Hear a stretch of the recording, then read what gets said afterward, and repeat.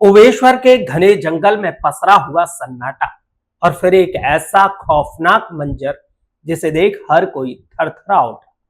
एक लड़का और एक लड़की एक दूसरे से चिपके हुए थे। उनके तन पर एक भी कपड़ा नहीं था और सबसे हैरान करने वाली बात यह थी कि यह कोई हादसा नहीं बल्कि एक प्लान के तहत किया गया मर्डर था। वो भी एक ऐसे तांत्रिक के हाथों जो खुद को भगवान का भेजा हुआ बताता था। क्या वजह थी इस हैवानियत की? क्यों मारे गए नागेश और काजल? और क्या वाकई इस तांत्रिक ने इन दोनों को संबंध बनाते समय फेविक्विक से चिपका दिया था? आज हम आपको सुनाएंगे उदयपुर के सबसे खौफनाक और रहस्य से भरे मर्डर केस की पूरी कहानी। एक ऐसी कहानी जो आपको सोचने पर मजबूर कर देगी। क्या इंसान की शक्ल में शैतान वाकई हमारे बीच है? तो नमस्कार, आदाब, सत श्री अकाल। एक बार फिर आप तमाम लोगों का स्वागत है हमारी कहानी के एक और नए एपिसोड में।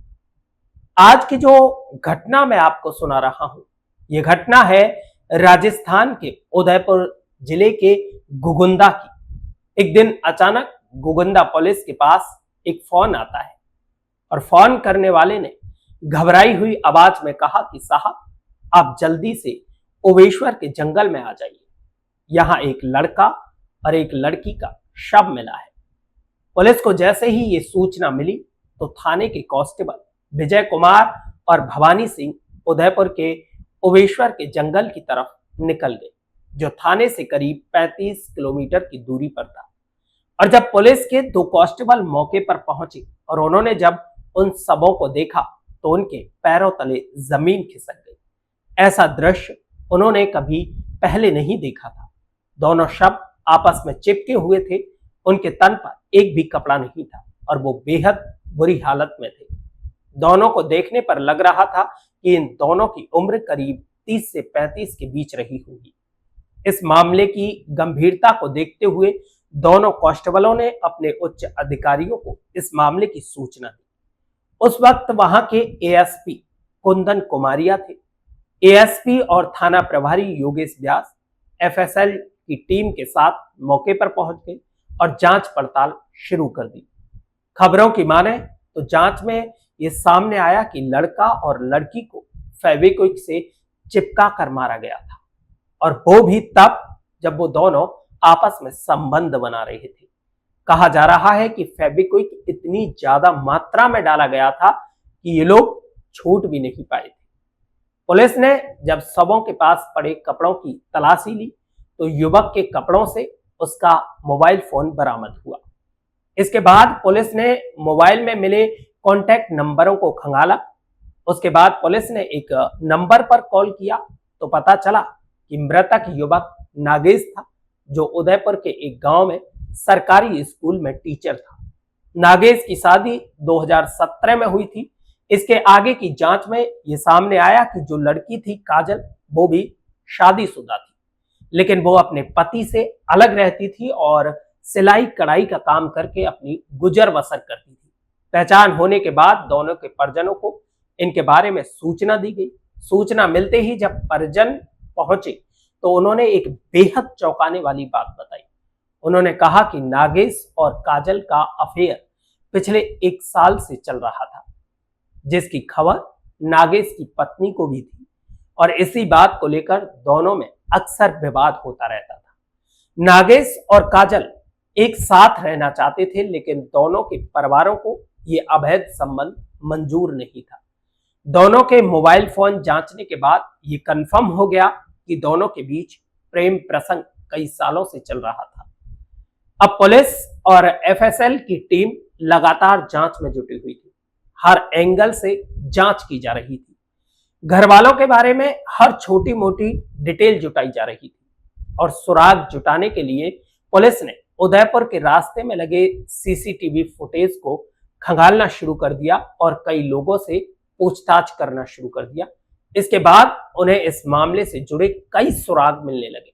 कई फुटेज खंगालने के बाद पुलिस को एक फुटेज में नागेश और काजल एक किसी दूसरे व्यक्ति के साथ एक ही बाइक पर जाते हुए दिखे।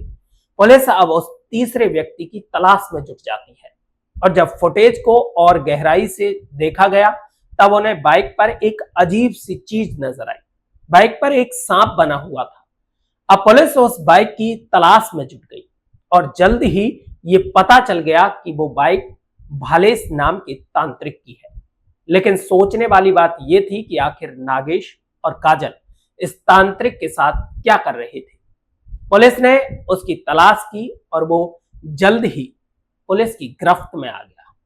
पूछताछ में वो बार बार घबरा रहा था, पुलिस को बातों में उलझा रहा था, चकमा दे रहा था। लेकिन इसके बाद पुलिस जब उससे अपने अंदाज में पूछताछ करती है तो वो जल्द ही टूट जाता है और तोते की तरह सब कुछ उगल देता है।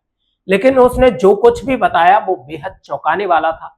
उसने बताया कि लोग उससे तंत्र मंत्र और टोना टोटका करवाने के लिए आते थे और ये सब करके उसने वहां एक आश्रम भी बनवा रखा था। भालेस ने बताया कि नागेश कई बार अपने परिवार के साथ आश्रम आया और काजल भी छोटे मोटे काम करवाने के लिए आश्रम आया करती थी। इसी के बीच तांत्रिक और काजल के बीच नजदीकियां बढ़ने लगती हैं और दोनों एक दूसरे को पसंद करने लग जाते हैं। कई घंटों तक वो दोनों आपस में एक दूसरे से बात करते हैं।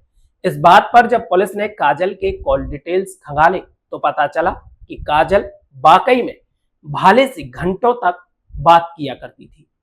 लेकिन इसी बीच नागेश की आश्रम में एंट्री होती है। वो भी अपनी कुछ परेशानियों को लेकर तांत्रिक भाले से मिलने लगा और वहीं पर नागेश की मुलाकात काजल से हो जाती है।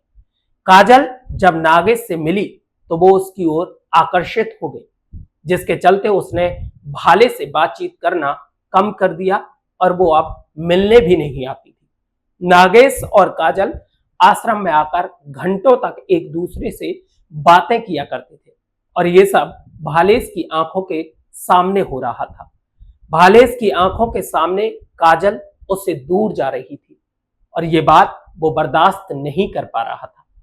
नागेश की पत्नी भी तांत्रिक भालेस के पास पूजा करवाने आती थी।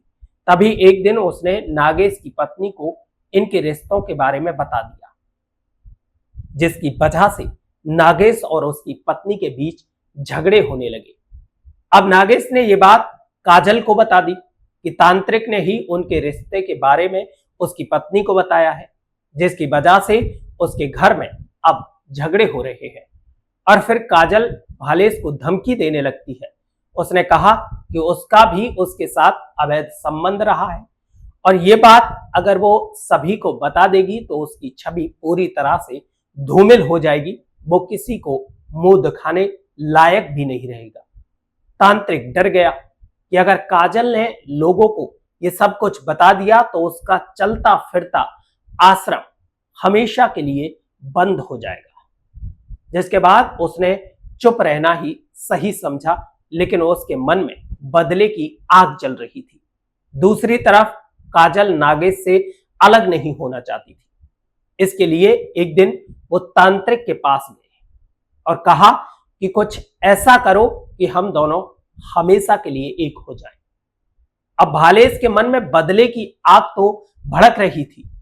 तभी उसे लगा कि यही सही मौका है और भालेस ने 3 महीनों तक अलग अलग दुकानों से फेविक्विक खरीदकर 150 ml की एक बोतल में जमा कर लिया। इसके बाद 15 नवंबर को तांत्रिक ने नागेश और काजल को मिलने के लिए बुलाया। तीनों उदयपुर के सुखड़िया सर्कल पर मिले, जहां नागेश ने अपनी बाइक को सुखड़िया सर्कल पर खड़ा किया और दोनों तांत्रिक भालेस की बाइक पर सवार होकर ओवेश्वर के जंगल की तरफ चल दिए।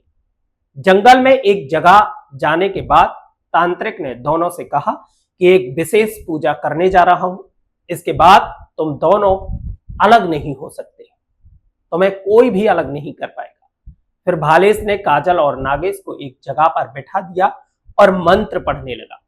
इसके बाद उसने कहा कि अब तुम दोनों संबंध बनाओ, इससे तुम हमेशा के लिए एक हो जाओगे। दोनों ने फिर संबंध बनाना शुरू कर दिया और मौका देखकर तांत्रिक भालेस ने अपने थैले से वो फेविक्विक से भरी हुई बोतल निकाली और दोनों के ऊपर उड़ेल दी। ये भी कहा कि पूजा की विधि में ये भी शामिल है उस वक्त दोनों को कुछ पता नहीं चला, लेकिन थोड़ी देर में दोनों एक दूसरे से चिपक गए, जिसके बाद भालेस ने उन पर हमला करना शुरू कर दिया और थोड़ी ही देर में दोनों की मौत हो गई।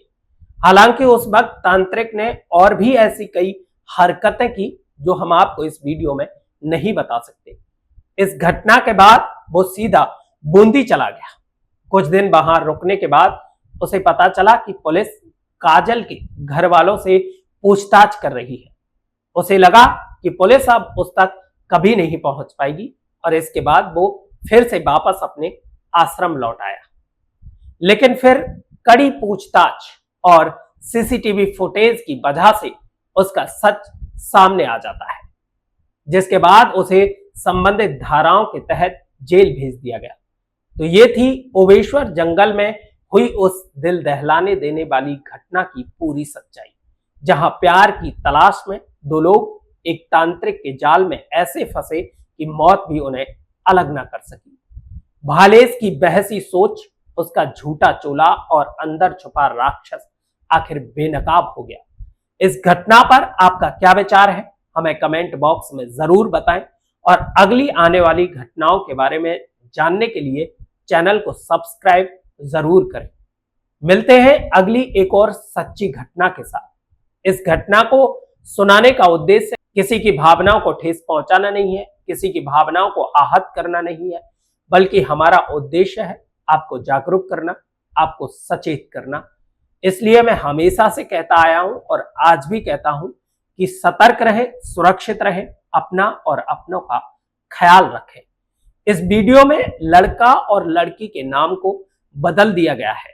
गोपनीयता बनाए रखने के लिए इस वीडियो में बताए गए नाम काल्पनिक के तौर पर लिए गए हैं।